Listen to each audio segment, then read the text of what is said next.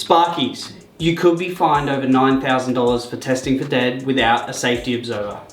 Oh, and you could die. Game over. Testing to ensure that equipment is de-energized is considered to be live electrical work.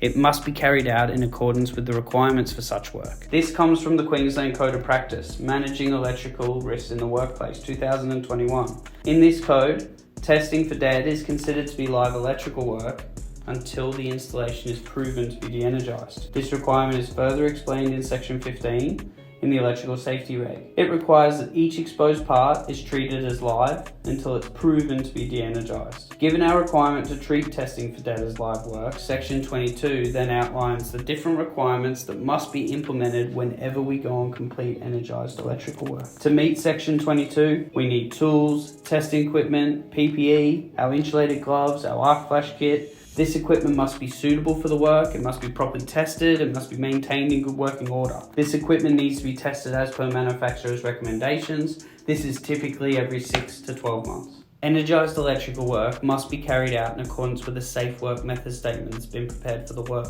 Subject to a risk assessment, you also require a safety observer to be ready to rescue you while you're doing live work. A safety observer is defined as someone who has been assessed as competent in the previous 12 months to rescue and resuscitate. You must do this training every year, or you may be in breach of your electrical safety duties. Think about what would happen in your business if you received a shock. Who will pull you off the board and stop you from being electrocuted? Who's going to call the ambulance? And who's going to do CPR if your heart stops? So the question is, do you think having a safety observer is important, or just another one of these unnecessary requirements?